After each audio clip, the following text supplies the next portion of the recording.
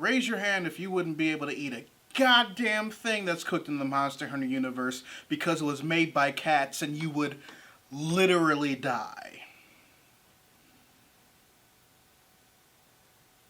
Sucks to be me, I know.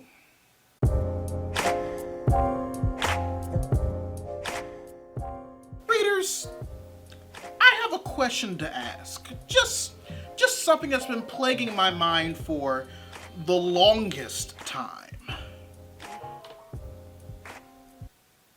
What is the point of trailer teasers? Ever since they got real popular, going back as far as, I don't know, Iron Man 3, the concept of a small teaser promoting the upcoming release of the teaser trailer for an upcoming movie started to become like a huge fad all of a sudden.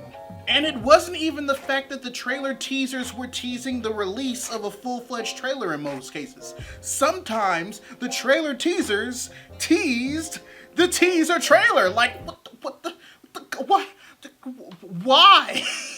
Are we that impatient as a society that we can't wait another whole ass day for the 1 minute 30 to the 2 minutes worth of footage that's actually supposed to get us hyped for the movie to come out, that we're fine with a 30 to 45 second pacifier? And yes, I already know the answer is yes, because human beings are spoiled, self-entitled assholes. But sometimes I like to think that we're better than that. Which, once again, I already know. With that being said, I do my best to avoid watching trailer teasers when they come out. Mostly because when they're released, it usually means that the actual trailer isn't that far behind.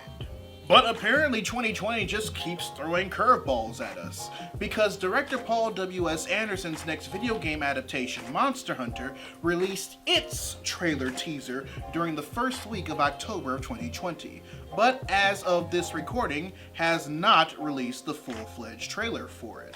Instead, there are videos calling themselves the trailer for the Monster Hunter movie, but those are more along the lines of behind-the-scenes snippets with new footage thrown in here and there. So the trailer teaser for the eventual teaser trailer is the only trailer we have. Now, if you've seen the video I made on W.S. Anderson's Resident Evil series, then you know that to a certain extent, these movies are a bit of a guilty pleasure for me.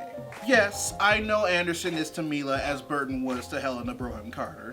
Yes, I know that the series just did its own thing after Apocalypse. But one of the things that I secretly enjoyed about the movies, especially after I came of age to follow the story of the video games and not have to worry about having nightmares immediately afterwards, is that it was able to take elements from the video games and be its own thing.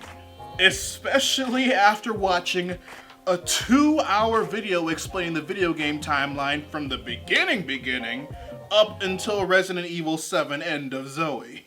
Not only did I realize that they had no choice but to separate the movies from the games, but god damn! Y'all can never make fun of Kingdom Hearts' timeline ever again. So when I found out that Anderson's next Capcom adaptation was Monster Hunter, especially after getting off of the Monster Hunter World high I was on earlier, I was interested in seeing how Milla Jovovich was going to participate. And after seeing set pieces, pretty accurate costume design, and realizing that all we're getting is the trailer teaser to the teaser trailer, more than likely thanks to the current health and safety crisis, I sucked it up and decided to watch said trailer teaser. What I saw was a very good looking Black Diablos, holy shit. But more importantly, I saw exactly what the plot hook and the genre was going to possibly be. The live-action Monster Hunter movie is an isekai. For those of you who aren't a weeb or are weeb adjacent, the word isekai is Japanese for different world or other world, and there's an entire subgenre of it in anime and manga.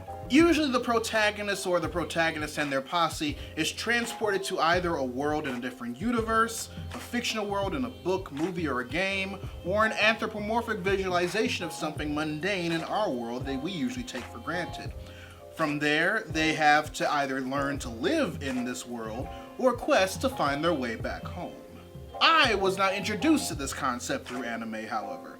I, like probably a few of you, was introduced to it in the form of two Western productions. Disney's 1982 classic Tron and the animated series Arthur and the Knights of Justice. What? I was born in 1988. I do not know what you want from me. Just be glad I didn't say the Western show that first introduced me to the concept was the animated Dungeons and Dragons series.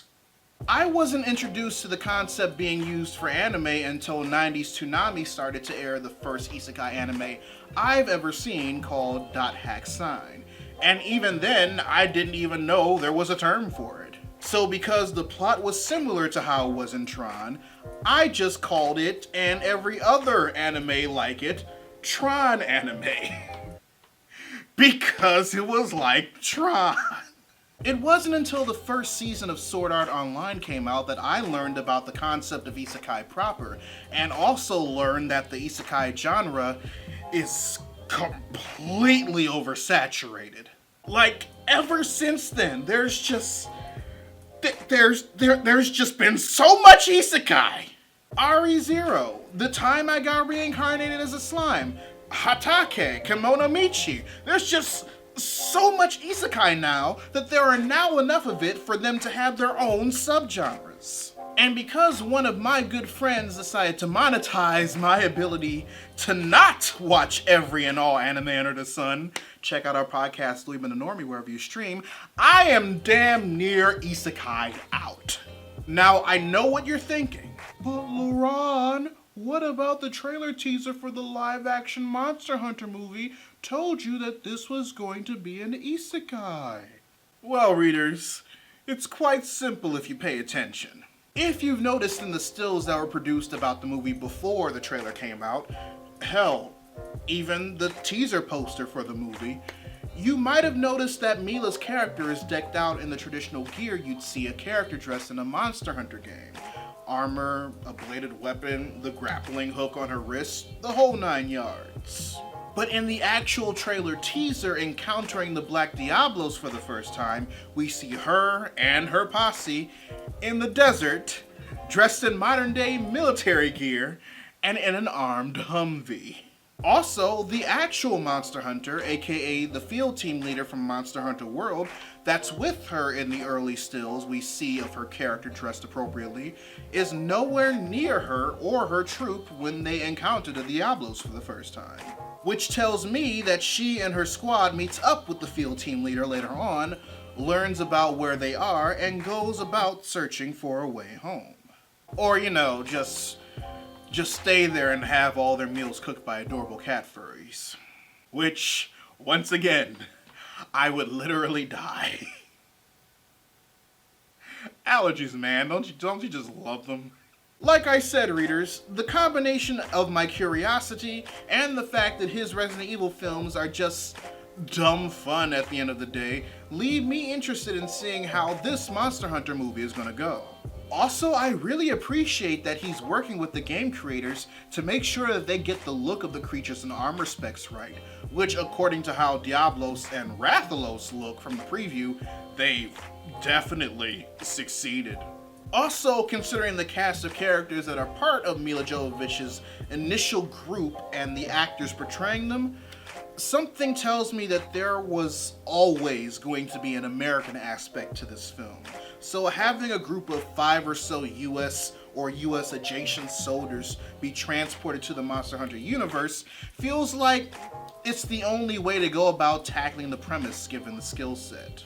Then again, maybe there is another way to tackle it, which is why, readers, your homework assignment for the day is to write in the comment section below how you would handle the plot of the live-action Monster Hunter movie without making it an isekai.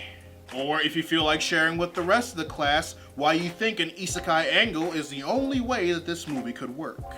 Whichever you decide to answer, I'd love to know your thoughts. If you want to help financially support the channel, you can join my Patreon by clicking the card at the end of the video or in the link in the description down below, where you can also find a link to my merchandise store. Or if you prefer to give a one-time donation, you can find links to my PayPal and my Ko-fi account in the description box as well. Also, make sure you subscribe to the channel and turn on notifications, because I post new videos every Monday, Wednesday, and every other Friday. But until then, this is Readus 101. Class dismissed.